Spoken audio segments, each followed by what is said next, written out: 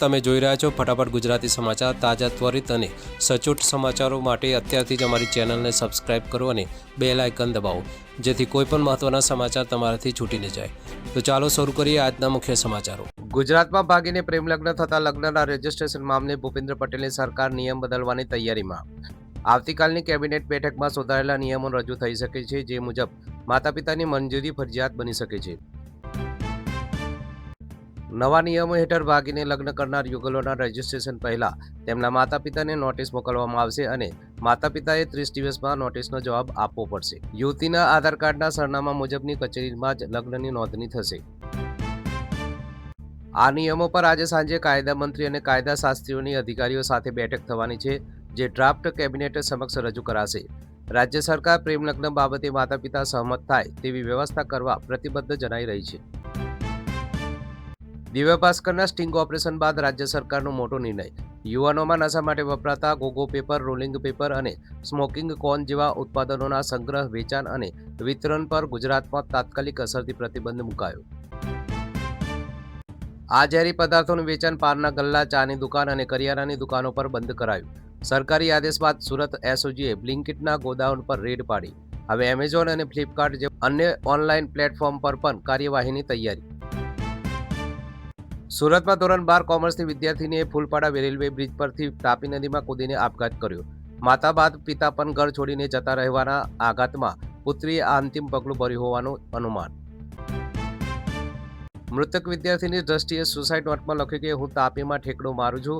મોટો ભાઈ પીછો કરવા છતાં બહેનને બચાવી શક્યો નહીં અને તેની નજર સામે જ બહેને નદીમાં છલાંગ લગાવી. ગુજરાત કોંગ્રેસે મધ્ય ગુજરાત માટે જન આક્રોશ યાત્રા પાર્ટ 2 ની જાહેરાત કરી. 20 ડિસેમ્બરથી શરૂ થઈ 6 જાન્યુઆરી સુધી યોજાનારી આ યાત્રાનો પ્રારંભ ફાગવેલથી થશે અને સમાપન દાહોદના કંબોઈ ધામમાં કરાશે. ઉત્તર ગુજરાતમાં પ્રથમ ચરણ પૂર્ણ થયા બાદ કોંગ્રેસ હવે મધ્ય ગુજરાતમાં પ્રજાના પ્રશ્નોને વાચા આપશે. નેતાઓએ ચેતવણી આપી કે લોકોને રસ્તા પર લાવી કોમનવેલ્થની મેજબાની નહીં ચલાવીએ. ઓનલાઈન છેતરપિંડીના નાના સગેવગે કરતું મ્યુલ એકાઉન્ટ કૌભાંડ ગાંધીનગર સુધી પહોંચ્યું. સાયબર ક્રાઇમ સેલે ડિવાઇન કેટરર્સના ડિરેક્ટર વિરુદ્ધ ગેરકાયદેસર વ્યવહારો બદલ ગાંધીનગર જિલ્લાનો પ્રથમ ગુનો દાખલ કરાયો. આ કેટરિંગ પેઢીના એકાઉન્ટમાંથી 30 ઓક્ટોબર 2024 થી 16 એપ્રિલ 2025 દરમિયાન ₹74.27 લાખના અનઓથોરાઇઝ્ડ ટ્રાન્ઝેક્શન મળ્યા. જે અંગે દેશભરમાંથી કુલ 25 ફરિયાદો નોંધાઈ હતી. પોલીસે ગુનાહિત કાવતરા હેઠળ વધુ તપાસ હાથ ધરી. પ્રધાનમંત્રી નરેન્દ્ર મોદી પ્રથમવાર ઇથિયોપિયા પહોંચ્યા. રાજધાની અદિસ અબાબાના એરપોર્ટ પર ઇથિયોપિયાના પીએમ અબી અહમદ અલીએ મોદીનું ગળે લગાવીને સ્વાગત કર્યું અને પોતે જ કાર ચલાવીને હોટેલ લઈ ગયા. અહમદ અલીએ પીએમ મોદીને રસ્તામાં વિજ્ઞાન સંગ્રહાલય, મૈત્રી પાર્ક પણ બતાવ્યા. બંને નેતાઓ આ 2 દિવસીય રાજકીય પ્રવાસ દરમિયાન દ્વિપક્ષીય સંબંધો અને પરસ્પર હિતો પર ચર્ચા કરશે. ભારત દ્વારા રશિયા પાસેથી સસ્તા તેલની સફર ખરીદી જોઈને આર્થિક સંકટનો સામનો કરી રહેલા પાકિસ્તાને પણ મોટી ઉર્જા ડીલ માટે રશિયા તરફ દોટ મૂકી. પાકિસ્તાને રશિયા પાસે વ્યાપક તેલ કરાર સહિત 5 મોટી માંગણીઓ કરી. પાકિસ્તાનના નાણામંત્રી મોહમ્મદ ઔરંગઝેબે રશિયા પાસેથી ઉર્જાનું અન્વેષણ, ઉત્પાદન, રિફાઇનિંગ, રિફાઇનરી અપગ્રેડેશન અને નવા સ્ટીલ પ્લાન્ટના નિર્માણ માટે સહયોગની વાતચીત શરૂ કરી. અમેરિકન પ્રમુખ ટ્રમ્પના તંત્રના નવા પગલાંથી ભારતીયોમાં ખળભળાટ. અનેક H-1B અને H-4 વિઝા હોલ્ડર્સના વિઝા કામચલાઉ ધોરણે રદ કરવાના મેલ વિદેશ વિભાગ તરફથી આવતા વિઝા ધારકોની ઊંઘ હરામ થઈ. ઇમિગ્રેશન એટર્નીના મતે આ પ્રિડેન્શિયલ વિઝા કેન્સલેશન એક અસ્થાયી અને તકેદારીના ભાગરૂપે લેવાયેલું પગલું છે. જોકે વિઝાધારક અમેરિકા છોડશે તો તે આ વિઝા પર પરત ફરી શકશે નહીં. આગામી એપોઇન્ટમેન્ટ વખતે નવેસરથી સ્ક્રુટિનીમાંથી પસાર થવું પડશે. અમરેલી જિલ્લાના વડિયા પંથકમાં વન્ય પ્રાણીઓનો આતંક યથાવત. હનુમાન ખીજડીયા ગામમાં રહેણાંક વિસ્તારમાં ઘૂસી આવેલા દીપડાએ મકાનના ઓટલા પર બેઠેલા એક શ્વાનનો માત્ર 5 સેકન્ડમાં શિકાર કર્યો. દીપડા દ્વારા ચતુરાઈથી શ્વાનને ગળામાંથી દબોચી ઉપાડી જવાની સમગ્ર ઘટના સીસીટીવી કેમેરામાં લાઈવ કેદ થઈ. આ પંથકમાં સિંહો બાદ હવે દીપડાના આગમનથી ગ્રામજનોમાં રાત્રિના સમયે ભયનો માહોલ ફેલાયો. ભારતીય સિનેમાની iconic war drama film Border 2ની સિક્વલ બોર્ડર 2નું દમદાર ટીઝર આજે વિજય દિવસના ખાસ અવસરે રિલીઝ કરવામાં આવ્યું. 29 વર્ષના લાંબા ઇંતજાર બાદ સન્ની દેઓલે ફરી સરહદ પર ગર્જના કરવા તૈયાર. આ ફિલ્મ 1971ના ભારત પાકિસ્તાન યુદ્ધની શૌર્ય ગાથા પર આધારિત હશે, જેમાં સની દેઓલ સાથે વરુણ ધવન, દિલજીત દોસાંઝ અને આહાન શેટ્ટી મુખ્ય ભૂમિકામાં જોવા મળશે. ફિલ્મ 23 જાન્યુઆરી 2026ના રોજ રિલીઝ થશે. ભારતીય હવામાન વિભાગ IMD દ્વારા દેશના ઘણા રાજ્યોમાં આગામી 3 દિવસ માટે ભારે વરસાદનું એલર્ટ જાહેર. કેરળ, તમિલનાડુ, હિમાચલ પ્રદેશ, ઉત્તરાખંડ, કર્ણાટક, અંદમાન નિકોબાર, પુડુચેરી, જમ્મુ કાશ્મીર અને લદ્દાખમાં જોરદાર વરસાદની આગાહી. જ્યાં એક તરફ દિલ્હી NCRમાં ઝેરી ધુમ્મસને કારણે હવાની ગુણવત્તા ગંભીર સ્તરે છે, ત્યાં બીજી તરફ પહાડી વિસ્તારોમાં બરફવર્ષા અને મેદાની વિસ્તારોમાં તેજ પવન, વાવાઝોડાની સંભાવના છે. રાજસ્થાન અને દિલ્હીમાં ઠંડીની અસર યથાવત રહેશે. ઉત્તર પ્રદેશના મથુરામાં યમુના એક્સપ્રેસ વે પર ગાઢ ધુમ્મસના કારણે 8 બસો અને 3 કારોની ભયાનક અથડામણ.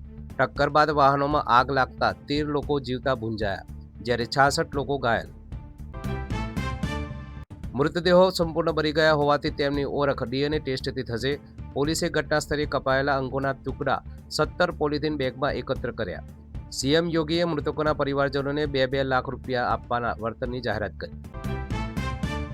બ્રાઝિલના ગોયાબા શહેરમાં શક્તિશાળી વાવાઝોડાએ રૌદ્ર સ્વરૂપ ધારણ કર્યું. 90 કિલોમીટર પ્રતિ કલાકની ઝડપે ફૂંકાયેલા પવનને કારણે અમેરિકાની તર્જ પર બનેલી 24 મીટર ઊંચી સ્ટેચ્યુ ઓફ લિબર્ટીની પ્રતિકૃતિ ધરાશાયી થઈ, જેનો વિડીયો વાયરલ થયો. હવન મેગાસ્ટોરની બહાર આવેલી આ વિશાળ પ્રતિમા કોન્ક્રીટ બેઝ પરથી પડવા છતાં કોઈ જાનહાનિ થઈ નથી, કારણ કે પ્રતિમા પડવાના થોડા સમય પહેલા જ આસપાસથી વાહનો અને લોકોને હટાવી દેવાયા હતા. પંજાબના મોહાલીમાં કબડ્ડી ખેલાડી અને પ્રમોટર રાણા બલાચૌરિયા ઉર્ફે કંવર દિગ્વિજયસિંહની ગોળી મારીને હત્યા. હુમલાવરોએ હવામાં ફાયરિંગ કરી લોકોને ડરાવ્યા અને બાઇક પર ફરાર થઈ ગયા. રાણા બલાચૌરિયાને ગંભીર હાલતમાં હોસ્પિટલ લઈ જવાયા, પરંતુ સારવાર દરમિયાન તેમનું મોત થયું. પોલીસે આ હત્યા પાછળ ગેંગવોરની શક્યતા સહિતના તમામ એંગલ પર તપાસ શરૂ કરી. અમદાવાદના બાબરામાં બેફામ ડમ્પરનો આતંક. બલદાના બેગામડા રોડ પર હિટ એન્ડ રનની ઘટનામાં બાઇક સવાર યુવા તબીબ ડોક્ટર યશ ઝાપડિયાનું માથું કચડાઈ જતા કમકમાટી ભરી મોત. હેલ્મેટ પહેરેલું હોવા છતાં યુવાન ડોક્ટરનો જીવ ન બચ્યો. અકસ્માત સર્જી ડમ્પર ચાલક ફરાર થઈ ગયો. પોલીસે મૃતદેહને PM માટે મોકલી આપી ફરાર ડમ્પર ચાલકને ઝડપી પાડવા તપાસના ચક્રો ગતિમાન કર્યા.